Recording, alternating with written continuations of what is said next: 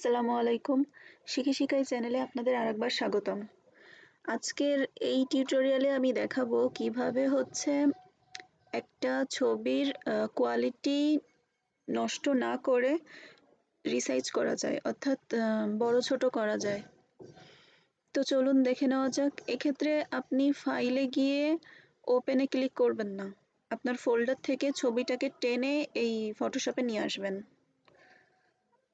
আমি প্রথমে ফোল্ডারে গেলাম।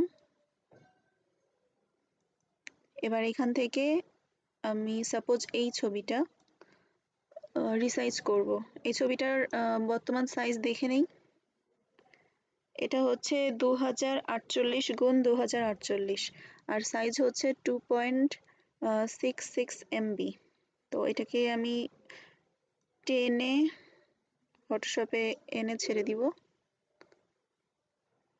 এবার এই যে লেয়ারটা রয়েছে ব্যাকগ্রাউন্ড, এখানে মাউস ধরে মাউসের রাইট বাটন ক্লিক করে কনভার্ট টু স্মার্ট অবজেক্টে কনভার্ট করে নেব লেয়ারটাকে। আচ্ছা, এবার আমি যাব এই ইমেজ অপশনে। এখান থেকে ইমেজ সাইজে ক্লিক করব। এখানে ক্লিক করার পর আমি সাইজটা করব হচ্ছে 3000 অথবা 4000ও করতে পারি। আচ্ছা, তো 4000 করার পরে এখানে রেজোলিউশন দিয়ে দিব 300। আর এখানে হচ্ছে বাইকিউবিক স্মুথ গ্রেডিয়েন্ট, এটা সিলেক্ট করাই আছে। বেসিক্যালি এখানে অটোমেটিক থাকে, তো আমি এইটাই নিব, বাইকিউবিক স্মুথ গ্রেডিয়েন্টস। আমি সবসময় এটাতেই এডিট করি, এজন্য এটা সিলেক্ট করা রয়েছে। তো এখন আমি ওকেতে প্রেস করব। ওকে, আমার ছবি ইমেজটা বড় হয়ে গেছে।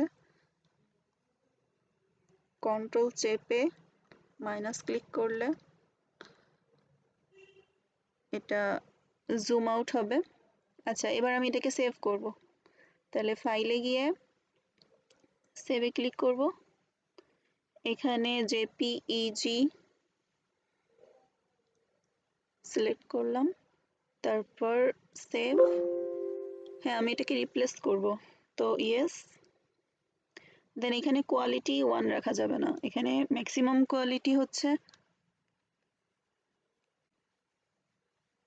আমি ম্যাক্সিমাম কোয়ালিটি 12 দিয়ে দিলাম।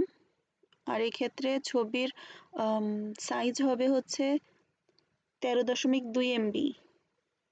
এখানে সবটাই শো করছে। এক্ষেত্রে ইমেজটা হাই কোয়ালিটির হয়ে যাবে। তো এখানে আমি ওকে ক্লিক করব সিম্পলি। এবার এই ইমেজটা আমি ফোল্ডারে যেয়ে দেখি। এখানে আমি এই ছবিটা এডিট করছিলাম। এই যে ডাইমেনশন 4000 গুণ 4000, সাইজ হচ্ছে 13.2 MB, আর ফাইল হচ্ছে জেপিজি। এই যে রেজোলিউশন বা ছবি একটু ফাটেনি।